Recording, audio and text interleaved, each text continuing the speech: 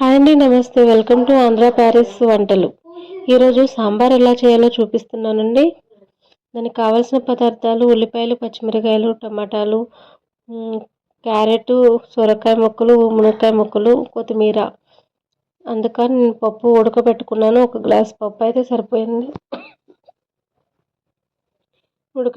5 whistle వచ్చే వరకు కుక్కర్లో పప్పుని ఉడకబెట్టానండి. ఉడకబెట్టి పక్కన పెట్టాను. ఇప్పుడు కళాయి పొయ్యి మీద పెట్టుకోవాలి. కళాయి వేడెక్కిన తర్వాత ఆయిల్ పోసుకోవాలి. ఆయిల్ కూడా వేడెక్కిన తర్వాత ఎండుమిరపకాయలు వేసుకోవాలి. ఎండుమిరపకాయలు కొంచెం వేగిన తర్వాత తాలింపు దినుసులు వేసుకొని వేయించుకోవాలి. అందులోనే కరివేపాకు వేయాలి. కరివేపాకు వేగుతుందండి. తర్వాత పచ్చిమిర్చి, ఉల్లిపాయ ముక్కలు వేసుకోవాలి.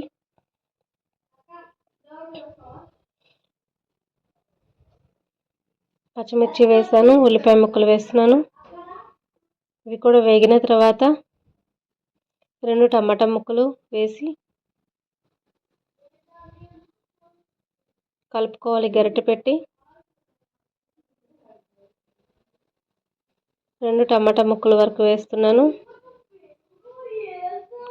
టమాటాని ముక్కలుగా సన్నగా కట్ చేసుకొని 2 టమాటాలు తీసుకొని కట్ చేసుకున్నాను అనమాట. ఇవి కూడా వేగిన తర్వాత 2 నిమిషాలు మూత పెట్టి వేయించి తర్వాత తీసి ఇప్పుడు ఒక్కొక్కటిగా మునక్కాయ ముక్కలు, సొరకాయ, క్యారెట్ వేసుకుందాం.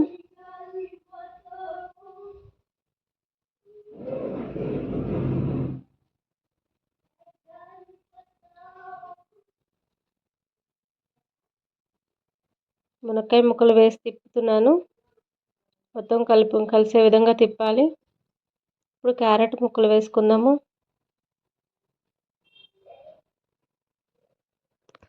క్యారెట్, మునక్కాయలు చాలా మంచిదండి హెల్త్కి.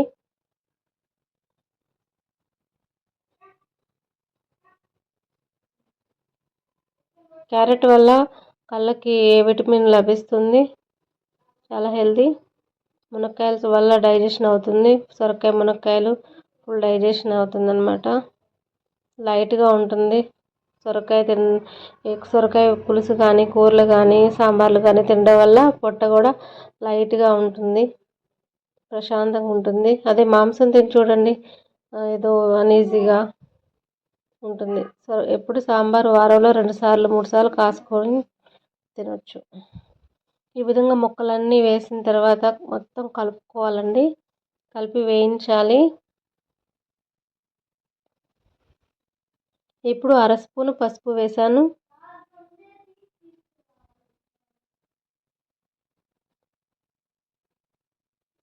కల్లుప్పు వేస్తున్నానండి. ఇక్కడ నేను 1.5 స్పూను కల్లుప్పు వేసుకోవాలి. ఇంట్లో పట్టించిన కారం, గుంటూరు కారం అండి ఇది. ఎలా ఉందో చూడండి, ఎర్రగా. గుంటూరు కారం ఒక స్పూన్ కానీ స్పూన్నర వేస్తాను నేను. మీరు తగినంత వరకు వేసుకోండి. 1/2 స్పూన్.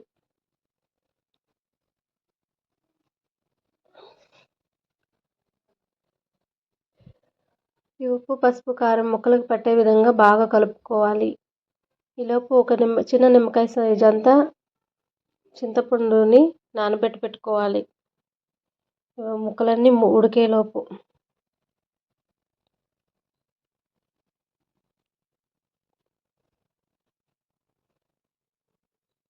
చింతపండు నీళ్ళు పోస్తున్నాను. కొంచెం చింతపండు నీళ్ళు పోసి ఉడకపెట్టి ఈ విధంగా మూత పెట్టి ఒక 10 నిమిషాలు ఉడికించాలండి. ముక్కలన్నీ మెత్తగా ఉడుకుతాయి. ఇప్పుడు మనకు కావాల్సినంత వాటర్ యాడ్ చేసుకుంటాం. ఉడకపెట్టి పెట్టుకున్న పప్పు ఉంది కదా, మెత్తగా మెతిపి పప్పులో నీళ్ళు పోసి ఉతికిచ్చాను అనమాట. పప్పులో నీళ్ళు పోసి మెతిపి పోస్తున్నాను అనమాట. సరిపడినంత నీళ్ళు పోసుకొని పప్పు అంతా కలిసే విధంగా, ముక్కలు పప్పు అంతా కలిసే విధంగా కలుపుకోవాలి.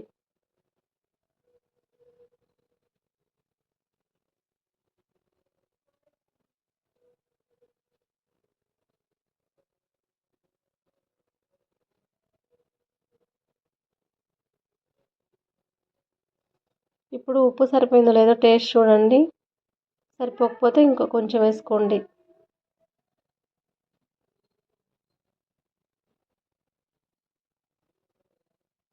ఈ విధంగా బాగా తెరలనివ్వాలి.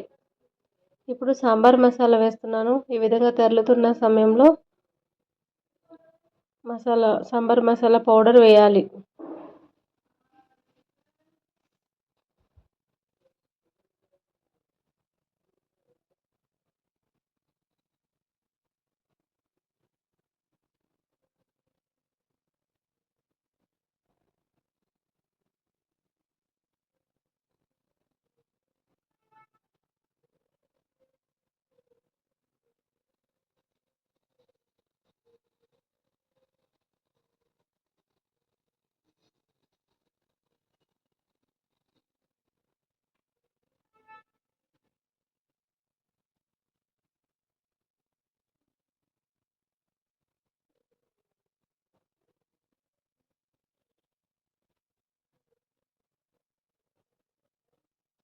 ఇప్పుడు కొత్తిమీర వేస్తున్నాను.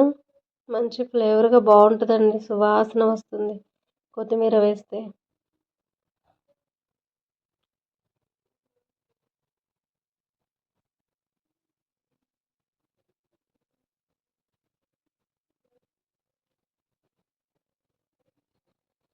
సాంబార్ తయారు చేయడం ఇంతేనండి.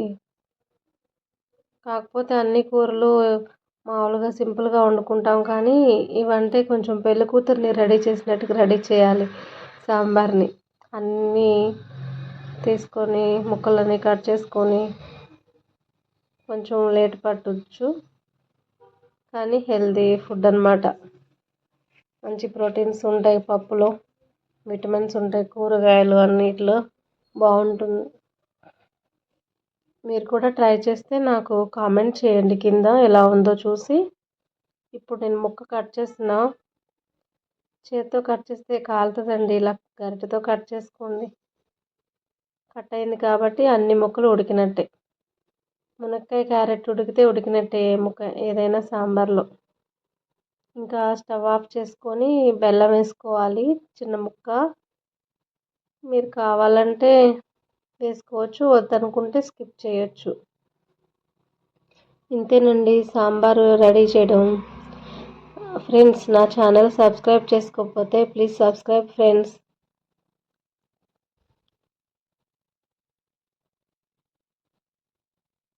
బెల్లం ముక్క వేస్తాను. స్టవ్ ఆపేసానండి, బెల్లం ముక్క వేసాను. కలుపుకొని మూత పెట్టి స్టవ్ మీద నుంచి గిన్నె దించేసుకోవడమే, అంతేనండి. Thank you for watching.